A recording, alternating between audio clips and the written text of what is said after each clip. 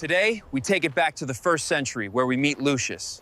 He outran Mount Vesuvius's fury, but couldn't outrun what it took from him.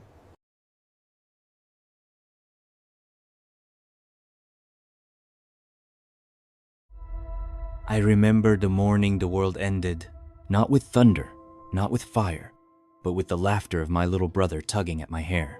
It was an ordinary dawn, gentle, golden, the kind that paints rooftops in honey and fills the air with the scent of baked bread and sea salt.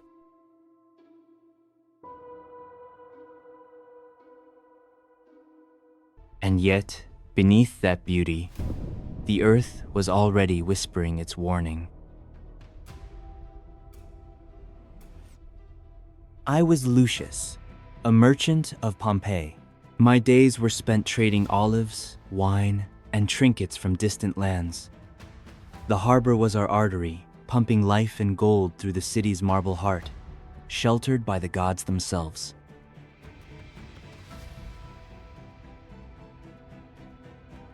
But the gods were listening, and they were not amused. Life in Pompeii thrived in rhythm, the grind of the mills, the hiss of oil lamps, the distant clatter of amphorae. We built our villas wide and our frescoes bold, each color a testament to our wealth and vanity. Artists painted myths of heroes slaying monsters, lovers entwined beneath marble skies, perhaps to distract us from the tremors beneath our feet.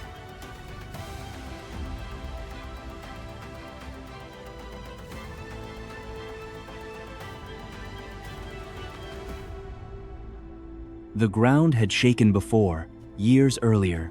In 62 after the birth of Christ, an earthquake had cracked our temples and humbled our pride, but we rebuilt. Rome always rebuilds. The baths reopened, the amphitheater echoed once more with cheers and blood, and we carried on as if eternity belonged to us. We thought the mountain was asleep, a gentle neighbor cloaked in vines. We were wrong. Beneath that tranquil slope, forces were stirring, silent, unseen. Pressure built, molten rivers shifted, and gases hissed through veins of ancient stone. The mountain was breathing, and we mistook it for silence. That morning, the air shimmered with heat, the sea glinted like polished bronze, and merchants like me counted coins in the market square. The forum bustled, statues watched from their pedestals, and the temple bells chimed like any other day. Nothing seemed amiss.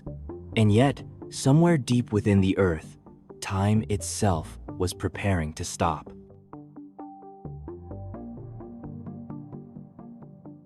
Historians would later call it the Plinian eruption, a fury so vast it reached 20 miles into the heavens. But for us, it was simply the day the sky fell. A day when gods turned their faces, when stone and ash became our shroud, and when the city of Pompeii, proud, vibrant, alive, vanished into legend. I remember every sound, every tremor, every breath of that morning, because before the fire, before the ash, before the silence, there was life, and I was there to see it. The days before the end were beautiful, unbearably beautiful. Pompeii shimmered beneath the Italian sun like a jewel. From the tiled rooftops, one could see the curve of the bay, the ships swaying lazily in the harbor, and the distant fields of vineyards that fed half of Campania. To the east, Vesuvius loomed, serene, eternal, draped in green. We paid it no mind. For to live in Pompeii was to live in the lap of fortune. My trade was simple. Goods from the sea, trinkets from Rome, grain from the countryside. The city thrived on exchange, laughter, labor, and the endless dance of commerce. In the streets, bakers ground wheat beneath stone mills. The scent of fresh loaves drifted through every alley. Slaves carried jars of garum, the sharp fish sauce beloved by senators and sailors alike. Water flowed from marble fountains, fed by aqueducts so precise that even the emperor's engineers called them perfect. The public baths were our pride. Mosaics underfoot, marble above, and gossip thick in the air. Here, men of all classes soaked away their ambitions, and women adorned themselves in oils from Egypt and perfumes from Arabia. On the walls of our villas, frescoes told tales of gods and lovers, while graffiti whispered of debts, insults, and secret affairs. Ours was a city, alive with color, with art, with hunger for life. We believed our way eternal. We believed wrong. Even then, the signs were there. Wells running dry, strange clouds drifting above the mountain, a faint smell of sulfur on the wind. But who listens to whispers when the world is singing? Then came the unease, small at first, like the shiver of a sleeping beast. Birds vanished from the rooftops. Dogs barked at empty air. The ground quivered beneath sandals and wheels. To us, these were inconveniences, not omens. Had we not rebuilt before? Had the gods not spared us? But beneath the laughter, fear began to take root. The wells turned bitter. The sky shimmered strangely at dusk, painted in hues no artist could mix. The fishermen whispered of dying fish, of the sea hissing as if from within. Even the temple candles sputtered, flames twisting sideways without wind. Those with learning spoke of vapors and pressure, of the earth's deep lungs filling once more. We, the merchants, spoke instead of prophets and prayers. After all, tremors were a way of life here, the price of paradise. But that paradise was beginning to tremble. It was late morning on the 24th day of August, in the 79th year after Christ, the hour when merchants haggle and children chase pigeons across the forum. I remember looking up. The mountain was no longer green.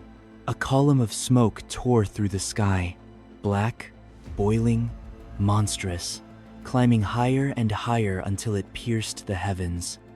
Ash began to fall, first light as snow, then thick as rain. The sun dimmed, day became dusk, and dusk became night. We had no words for it, only awe and disbelief. The sky itself was collapsing. The air grew heavy. Every breath burned the throat. Roofs groaned beneath the weight of pumice. Tiles cracked like thunder. People ran without direction, clutching what they could carry. Jewels, statues, children, temples emptied into streets. The city of stone had become a city of shadows. Historians would later write that the eruption's column rose 20 miles high, spreading ash across the Mediterranean. But to us, it was a living creature, roaring, choking, unrelenting. The gods were not angry. They were simply awake. Hours passed, though time lost meaning. The streets vanished under a river of ash. Statues toppled. Columns snapped like reeds. The fountains ran dry. I moved through the chaos, half guided by memory, half by instinct. I remember helping an old neighbor from her doorway, her arms heavy with relics of her household gods. I remember the silence that followed each tremor, that awful pause before another collapse. My city, once proud and loud, now spoke only in gasps. Priests raised their hands toward the heavens, their prayers lost beneath the roar. And yet, amid ruin, there was grace. People carrying others, strangers offering bread, hands reaching through the smoke. The air thickened, the ground split, the mountain screamed. Science would later call it a pyroclastic surge, a torrent of fire and ash moving faster than any man could run. To us, it was the breath of death itself. I remember thinking not of gods or glory, but of my family, their faces lit by the glow of a dying sky. When night came, it was absolute. The stars were gone, the sea a mirror of fire. Pumice fell like hail.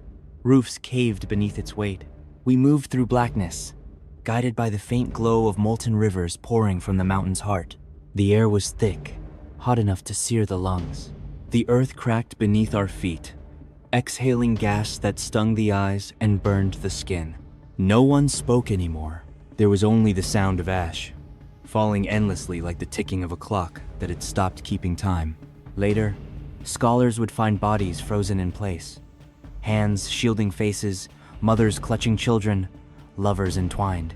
Not statues, but the echoes of our final breaths. Pompeii had become its own memorial. Toward dawn, the fire dimmed. Not gone, merely pausing. That pause was mercy. We fled through streets unrecognizable, our footprints swallowed as fast as they were made. Toward the harbor we ran, where ships strained against ash-thick water. Soldiers tried to command order, but fear obeys no man. Some knelt to pray, others to weep.